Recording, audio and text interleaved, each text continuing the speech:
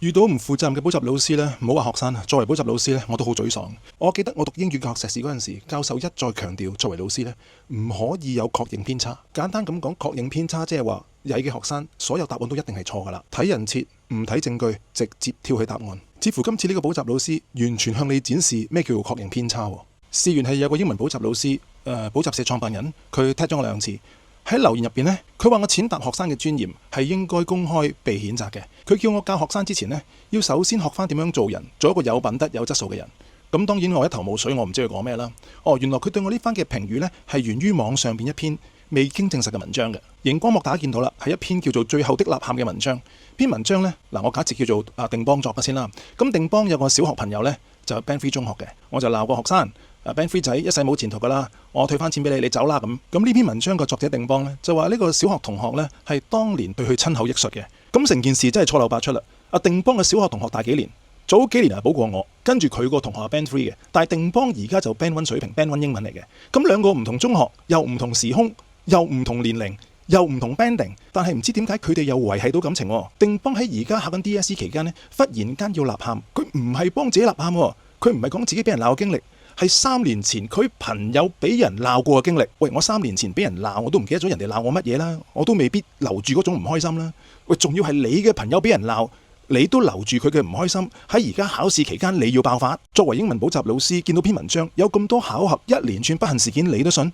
同你睇一篇港大法律揸分滿分41分嘅文章，文章寫到撞到周潤發，咁我教咗學生噶啦，你可以巧合撞到一次周潤發，但係你唔可以為咗想寫你背咗嘅嘢，轉頭撞埋黎明、郭富城、劉德華、張學友，你撞晒4大天王咁巧合係冇可能嘅。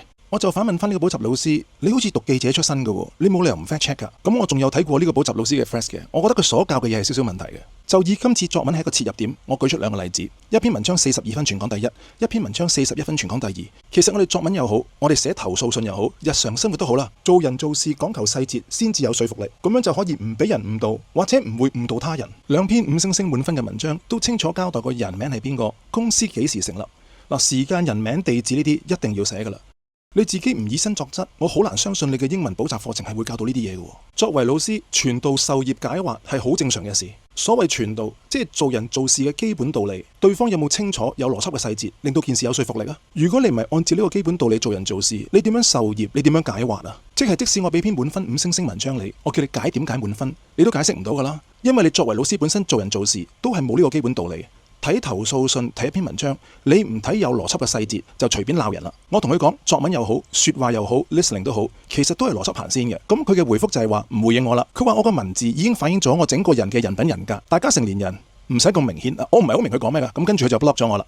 咁當然啦，佢 block 咗我唔緊要，但係佢係繼續鬧我。咁其實你係教緊學生背住一個人講佢壞話，你連同我當面對質嘅機會都唔俾我。佢繼續話覆我係浪費人生。咁佢繼續鬧我啦。佢話一個可以長期堂堂鬧學生。喂，你點知我堂堂鬧學生啊？就以而家呢封投訴信都係未經證實嘅，跟住話我鬧其他補習同行。喂，而家係你鬧緊我先，我冇鬧過你嘅。佢問我究竟平日花幾多時間喺自己嘅英文修行，同埋花時間教好學生呢？我嘅學生全港第一滿分嘅，反而係你嘅學生嘅成績，你完全唔敢登出嚟。你究竟鬧緊我定鬧緊你自己啊？佢話根本呢種人呢，唔使對佢上心嘅，由得佢亂噏。喂，你亂噏鬧完我，基於一篇冇人證物證時間邏輯時空錯亂嘅投訴信，你亂噏鬧完我之後，你跟住 block 咗我，話我堂堂鬧學生，鬧其他同行，你可能會狡辯，我唔中意 Chris Lau 個人啦，所以佢講乜都錯嘅。係啊，咁樣就係確認偏差咯。最可笑嘅係你作為補習老師做唔到嘅嘢，其他網民全部做到，佢哋全部講說話都留有餘地。我真係建議你去再培訓嘅。我自己有冇確認偏差呢個問題呢？我盡量避免，就係因為做得好，我哋教中文中學嘅學生都攞到 strict 5星星，入咗港大醫科。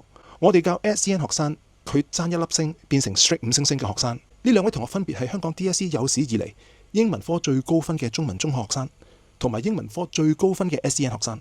所以補習老師有冇犯咗確認偏差呢？你可以從佢學生嘅成績完全了解。就以我最近評論一個補習老師嘅影片為例，最後呢個補習老師認錯認輸，冇再出聲噶咯。其實好多人謠傳我上堂鬧其他補習老師係咪真嘅呢？最近呢2-3日，我已經展示俾你睇，我係點樣質疑其他補習老師噶啦。我質疑任何補習老師教法點樣做事嘅時候呢，我會交出我自己相對相應教書同埋做事嘅方法。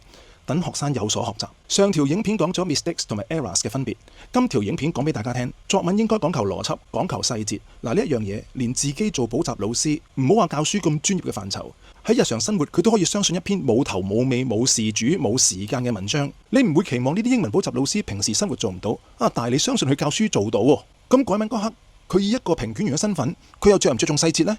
但佢本身自己唔着重嘅喎，往往教唔出作文最頂尖高分嘅學生原因。我分析過，就以我所見係呢個問題。呢個老師之後會做啲咩我唔知，但係以前通常俾我抨擊完嘅補習老師呢，佢會去連登開啲戶口，用匿名個名呢，又作個故事去鬧我。就係呢篇無名無姓、冇受害者、冇時間、冇地點、錯誤空間、錯誤友誼、全部邏輯錯嘅文章，你要我解釋點解佢會喺呢度？咪就係啲俾我抨擊過嘅老師唔忿氣，未匿名作故事喺度咁做呢啲嘢咯。咁當然有好多人都好似呢兩個老師咁幫手喺度發酵成件事，繪形繪聲就係喺連登高登講我好似做過好多壞事咁。但係我作為全港最高5星星率，我嘅學生係最大機會攞到5星星、5+同埋滿分嘅。我見到你哋錯誤嘅教法，我唔能夠唔出聲嘅。咁當然呢班老師醒目㗎啦，佢哋退而求其次，佢唔攻擊我成績，開始攻擊我個人格，而攻擊方法就係亂咁作一啲經歷故事出嚟，喺連登高登係咁寫我。所以今次我係一箭三雕，我解釋翻呢個補習老師話我嘅説話係錯嘅，我解釋埋連登高登講嘅故事説話嗰啲偽造嘅故事係點嚟嘅，我再同你清楚展述埋我究竟上堂係點樣鬧其他補習老師呢？我唔係鬧佢哋，我係評論佢哋嘅教書方法，同埋有咩真正方法可以改進。我作為自己教出滿分學生嘅，我會點做呢？我會作出對比，目的都係想學生得到最頂尖嘅知識。作為負責任嘅補習老師、補習社創辦人，我諗你睇完我呢條影片嘅話呢，你應該回應一下嘅。你點樣知道我每堂鬧其他補習老師點樣鬧法呢？你點解知道我每堂都有鬧學生呢？鬧啲乜嘢呢？你可唔可以清楚說明啊？唔該晒。今年 DSE 開考頭幾日，有個補習天王喺 Threads 俾人鬧到七彩，佢想揾啲靚去轉移視線，打篇咁嘅文章出嚟。你哋全部中計做咗人哋嘅棋子，引流過晒嚟呢邊鬧我。點解做老師做到咁蠢呢？呢個就係人哋聰明可以揾大錢嘅原因。你哋錢又揾唔到，成績又做唔到，輸晒。